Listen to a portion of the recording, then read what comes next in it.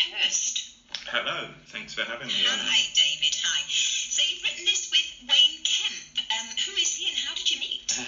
Well, Wayne is a psychotherapist, and he's been a very successful psychotherapist for about 25 years, mostly in Ireland. He's from Manchester originally. And we met in Nurka, and it was very unusual, really. I was going for a coffee, not in a good space, and I didn't want to sit next to Wayne because I didn't know him. I knew other people, but I sat next to him. We hit it off, and we chatted regularly then for several months, actually. I mean, every week, a few times a week, and every time I came away from chatting with Wayne, and I've looked into this matters of the mind, if you want, for a long time, and I've read all the world-renowned authors such as Eckhart Tolle and Wayne Dyer and Matt Haig, and but every time I finished chatting to Wayne Kemp, I thought, wow, this needs to be out there. But it didn't come to me for several months that as I've been a freelance journalist for 25 years, mostly writing health articles, that I could write it, and it came on morning. I put it to him, and we started, I think that same day, or certainly the next day, just started to write it. And Wayne has something, I think, phenomenal to say, and there's mental health issues, as you know, are sadly, tragically on the increase. And yeah, sadly. Unfortunately, most of the books out there, and there's millions now, I mean, the sales of mental health books went up 20% in Britain alone last year, but most of them are about surviving and coping. And Wayne says the opposite, really. He says that, and I think it's so refreshing and desperately needed, he says that you have the pain of a mental health issue, whether that's depression, anxiety, the pain that addiction causes, OCD, or all of those sort of things. You have them for a reason, and you have to look at them, and then you will get the solution, and it's a solution for everyone. That's the brilliant thing. Although he's saying there can be a cure. Well, a solution, I think I'm not the psychotherapist, so you have to get Wayne on the show. He'd explain it much better than I can. But cure, I'm not sure if cure is the right word. There's certain laws in the human condition, I think. And when I was looking up, anyone who knows me knows I'm a big fan of etymologies of words, and I was looking up the etymology of pain, and it's connected with the word penalty. And, the word penalty means a punishment imposed for breaking a law, rule, or a contract. And I think there's certain things in that human beings all have in common, and we have throughout history. This is why you look back at stories, they're very similar, going back thousands of years throughout cultures that had no contact with each other. And there's certain things, I think, if we do things, or things are done to us, that we will respond in certain ways. But the possibly one of the best ways to explain it is that if all pain is giving us a message, it's a communication. So obviously physical pain, if I put my finger over a flame, I feel pain and I move my finger away. If I don't, it's going to carry on hurting, it's going to get worse, and the pain's going to spread. Now, there seems no reason to me why emotional or mental health pain wouldn't be the same. But a lot of people will mask it with drink or drugs, illegal or prescription, and they don't ever look at what the pain's about. Yeah, I think. Hello. Listening to this, who are thinking, well, it's easy to say, but mine comes from years of abuse, and it's not that easy to just make it go away. No, it's not. Not at all. And it takes great courage to look inside yourself, really, and to look. And of course, it's not your fault if that's the case, that you've had, abuse, especially in childhood. But you can look inside yourself. It takes a lot of courage, a lot of hard work. It's obviously easier in some ways to try and drink it down, or to push it down with other pills and potions, but it's not the solution. That's not the cure, if you want. There's one thing you can think of with depression, for example, is rather than saying I have depression, say I am depressing something. You know, it's always from what I learned from Wayne and reading a few other psychiatrists, such as Carl Jung and William Glasser, I think is another name. You know, depression is usually you're depressing something. You know, it's as it says, you're depressing something that you don't want to face.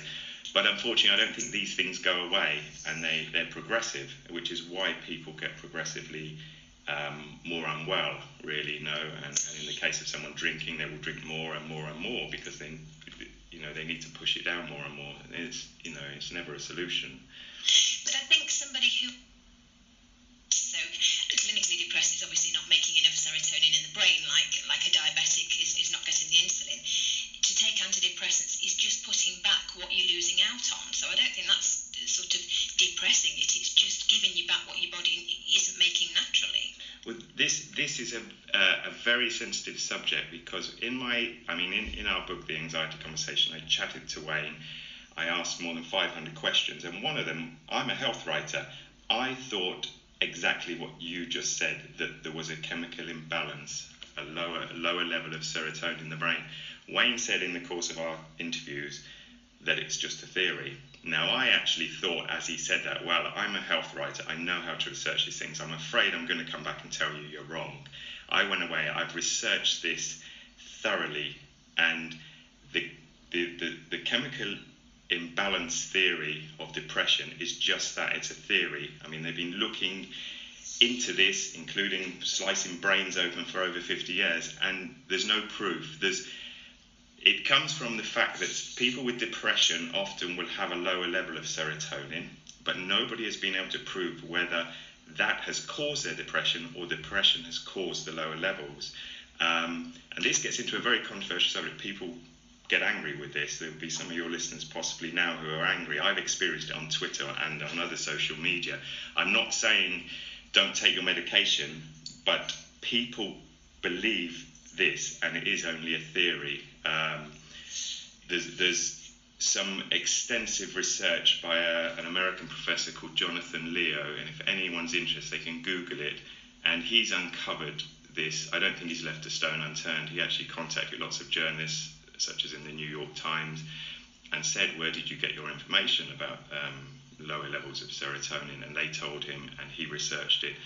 And a lot of it comes back to the big pharmaceutical companies, actually, who obviously sell these drugs. Now, it's a controversial subject. I'm still looking into it. And, I hasten to add, no one should come off their medication without speaking to a professional. I know it helps a lot of people when there's a lot of pain going on. It's good to have something. But one of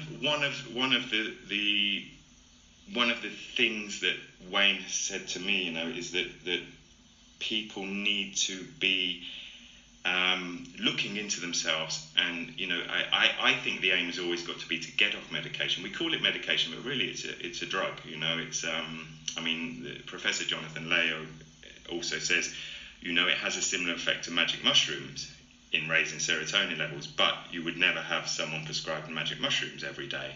And yet, of course, if someone drank a cup of magic mushroom tea every day, they're not going to have depression while they're drinking that. So it's a very controversial subject, and I say people get very angry because it challenges what they believe they know.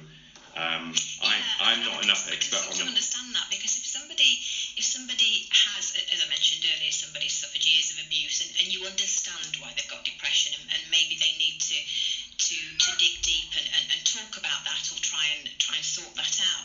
But if somebody has got clinical depression and there's been no reason, but every time they come off the medication, they go down into this deep hole and can't cope with life, but when they're on the medication, they're just normal, then why stop taking it? Well, they can. It's obviously it's their free will to take it. And I can fully understand why that would be. I think it often blocks people becoming their full selves, really, because there's always this thing they're pushing down. And yes, it's very hard to face it. I'm not saying it's easy, and it takes years. I think sometimes people think I'll go and see a counsellor or a psychotherapist, a couple of weeks, and I'll be done. it's not. I mean, I would always say to people, and I know Wayne says at least a year, and I think when you actually think you're fine getting somewhere, carry on for at least another year, because this journey within is it's like space travel. You know, the more you discover, the more you'll see there is to discover, and it gets exciting as well, I think, when you start to realise that you can be yourself. The medication, yes. I mean, this is. I know I'm a writer really. I'm not an expert of the mind. I've got a good understanding of it from chatting to Wayne and reading lots over nearly 2 decades now. But yes, I mean, I think it's always someone is depressing something, and there's a good analogy Wayne mentions that we've got in the book where he said, you know, it's a little bit like if you went to the doctor with a broken leg and the doctor gave you some strong painkillers and then said, go away. Almost everyone would say, but what about my broken leg? And the doctor might say to you, but you don't feel the pain anymore. You've got the painkillers, so you don't need to fix it. But you'd obviously want your leg fixed. And I think often mental health is like this. People will take some medication, and but they're not really fixing what is broken.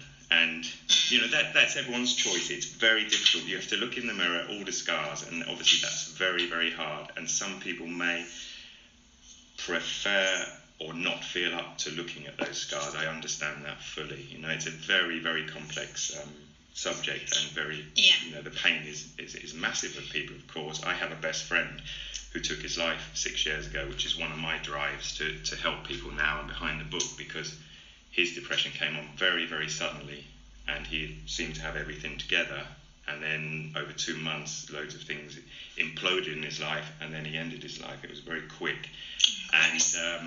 And you know, it's so I'm really driven to look in. I wish I could have helped better. I helped the best I could at the time, but I wish I could have helped better. And of course, this is one of the problems. Sometimes a lot of people take the medication and they still feel terrible.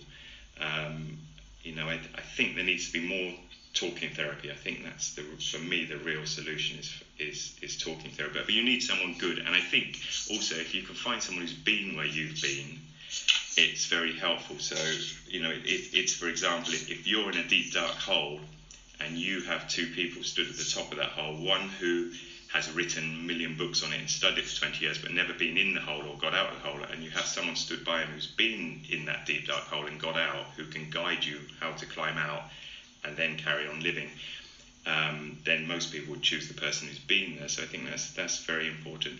The other thing that Wayne says that's fantastic for me, though, is he will say that mental illness is progressive. I mean, it gets worse. For most people, mental illness, whatever it is, gets worse. But the recovery, as outlined, as we outlined in the book, your recovery is progressive. So life gets better and better. That's the other side of this. And this is for everyone, every person, really. You know, But people standing at the top of the hole, because Wayne is the psychiatrist and you've been there. So you asked him 500 questions on all aspects of mental health, and that's what's actually in the book, is it? All the answers to these questions? Yeah, it's more than 500 questions I asked him, and we've got, I mean, I don't know, I haven't counted how many questions here, but it's a simple question and answer. The book is written as a simple question and answer. I know from my journalism, it's the easiest way for people to read and understand, especially some of the bits are complex. And then I chatted about it with Wayne. He said obviously a lot of people who are going to pick this book up who it will help, their minds are not very clear, so they need it to be simple. So it's just question and answers. It covers every subject, and you know, there's a theory as well that all mental illness, whatever the symptom of it is, whether it's alcoholism, addiction, OCD, depression, anxiety, they come from one common source, really, and so there's one common solution. Now there's always differences, but what we generally call mental illness, you know, I think there is a common sort of cause for it.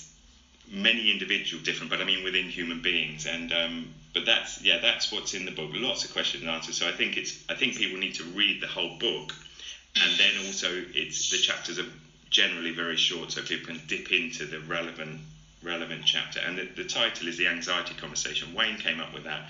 I didn't like it at first because I said anyone who's not been diagnosed with anxiety is not going to pick this book up, and we wanted to help as many people possible. But Wayne, in his experience said, but every form of mental illness has anxiety. And I thought about it. I thought, yes, he's right. And obviously, it's a conversation. So, he knows his stuff inside out. And I mean, I was amazed that I sat next to a guy who was better than anyone I'd discovered in nearly 20 years of pretty extensive researching and writing about it as well. So, Yeah.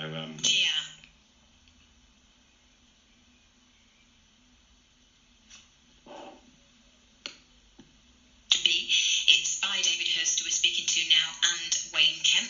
And is it out now, David? Can we buy it now? Yeah, it's on Amazon worldwide in paperback and also the ebook version. There's a Facebook page as well, which is Facebook and then Anxiety Conversation Book, which we put in some short videos on that would on all matters of mental health, which I think will help people. I'm also pretty active on Twitter, as I think you know now, and that's David Hurst UK, at David Hurst UK. And we just want to help people with it, really. A lot of people, I think, are despairing. They think for either themselves or someone they love, and think there's no help. There really is a solution for everyone.